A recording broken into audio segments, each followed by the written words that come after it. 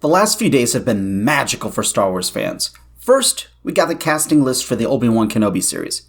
And then the very next day, Lucasfilm dropped the second trailer for The Bad Batch. To be honest, the Bad Batch arc was not one of my favorites in the Clone Wars. I mean, Wrecker might give Jar Jar a run for the title of the most annoying character in Star Wars history. So, I was initially a little disappointed that they would be the centerpiece of the next animated series. However, after seeing this trailer, I'm actually really excited to see what's in store. Part of that excitement is the mystery of just who the newest member of the Bad Batch, Omega, could turn out to be. I have a theory, and it revolves around the Nightsisters. Before I get to that though, make sure to subscribe and smash that notification bell. Also, check out the links in the description below. It really helps out the channel when you do. So just how could Omega be connected to the Nightsisters? Well, let's start by making a couple assumptions. First, is that Omega is a girl. While the character could definitely be a boy and just another clone of Jango Fett, Omega's gender seems to be pretty ambiguous. Even if the character is female, she could also still be a clone of Jango. Maybe the Kaminoans started experimenting with Jango's DNA just to allow a little variety. Or Omega could be a mutation, kind of like the rest of Clone Force 99. Or it is possible that the Kaminoans, under the order of Sheev Palpatine, have been working on other clones.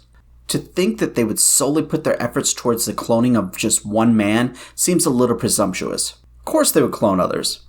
So why not someone from a group that seems to be predominantly Force sensitive? A group of people like the Nightsisters. In the Clone Wars, General Grievous wiped out the Nightsisters, including Mother Talzin. Timeline-wise, the DNA sample would have to have been collected well before then. Omega seems to be early teens, so assuming accelerated aging, would have to have been born somewhere between the events of The Phantom Menace and Revenge of the Sith. This means she would have to have been created before the Jedi knew about the clones.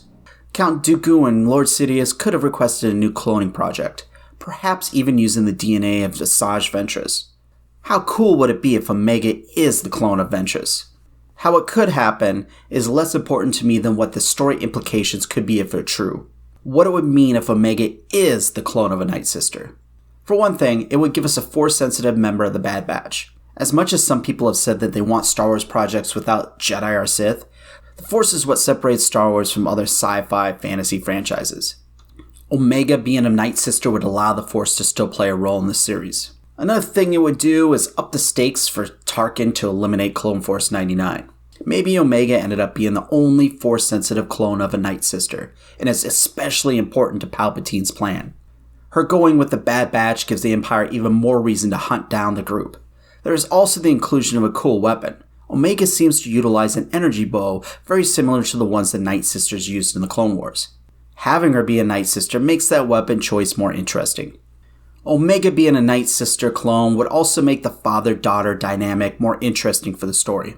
I could see the series diving into each member of the Bad Batch, completely unprepared to act as father figures, handling the role as mentor and guardian in different ways. Having to also deal with their daughter figure wielding the Force could make the story even more compelling.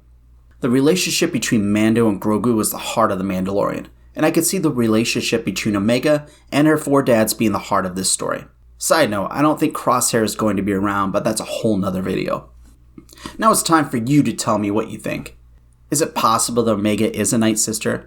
Am I going way too far down a rabbit hole? Let me know in the comments. Make sure to subscribe and hit the notification bell. And as always, may the Force be with you.